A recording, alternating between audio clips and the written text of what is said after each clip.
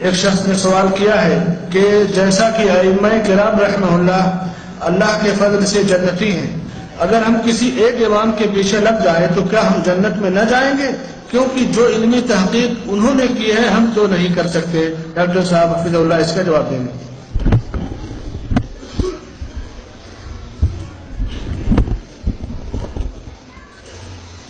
واقعی اگر آپ ایک امام کے پیچھے لگ جائیں آپ جنتی ہیں، کوئی شک نہیں۔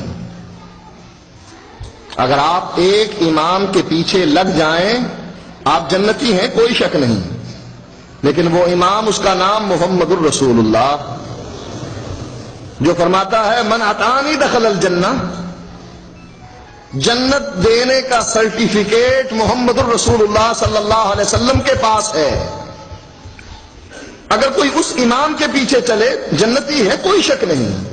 جو امام ہے ابو بکر کا، عمر کا، عثمان کا، علی کا رضوان اللہ علیہم اجمعین، عشرہ مبشرہ کا، بدریوں کا، احد والوں کا، جنگ خندق والوں کا، 1,40,000 صحابہ کا امام ہے، اس کے پیچھے چلنے میں جنت ملتی ہے، کوئی شک نہیں۔ حدیث میں آیا ہے من اطاعنی دخل الجنہ۔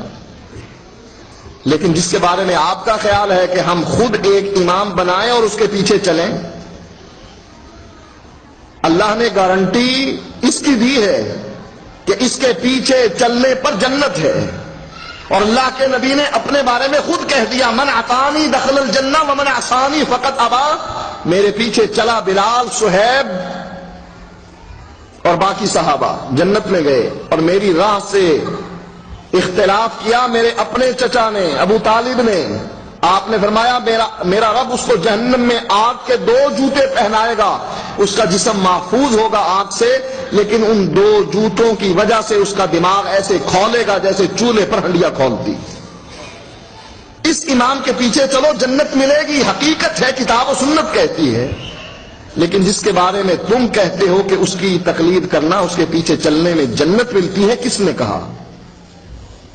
اس کے پیچھے چلنے میں جنت ملتی ہے، قرآن میں ہے، حدیث میں ہے۔ اس کے پیچھے چلنے پر جنت ملتی ہے، کس نے کہا؟ وہ دلیل تو ہونی چاہیے نا۔ بھئی یہ 4 امام کس نے بنائے، اور ان میں سے ایک کو مقرر کر کے کہا کہ جو کچھ یہ کہے گا وہی کچھ کروں گا، یہ کس نے کہا؟ ان 4 اماموں نے بھی منع کر دیا کہ نہ یہ کام نہ کرنا۔ امام ابو حنیفہ رحمۃ اللہ علیہ نے منع کر دیا کہ جب میری بات نبی کی بات کے مقابلے میں آ جائے فَاتْرُكُوا قَوْلِي بِخَبْرِ رسول اللہ صلی اللہ علیہ وسلم، میری بات کو اٹھاؤ اور فَاضْرِبُوا عَلَى الْحَائِطِ، دیوار پر دے مارنا، اس لیے کہ یہ نبی کی حدیث کے مقابلے میں آ گئی۔ یہی بات امام شافعی سے، یہی بات امام مالک سے۔ امام مالک فرماتے ہیں مسجد نبوی میں درس دیتے ہوئے ہر آدمی کی بات کو رد کیا جا سکتا ہے سوائے اس قبر والے کی بات، اور یہی بات امام احمد فرماتے ہیں کہ میری تقلید نہ کرنا، اوزائی کی نہ کرنا، ان لوگوں کے پیچھے نہ چلنا جس کو مالک کہا جاتا ہے، شافعی کہا جاتا ہے۔ فرمایا خذوا من حیث اخذوا، دین وہاں سے لینا جہاں سے انہوں نے لیا۔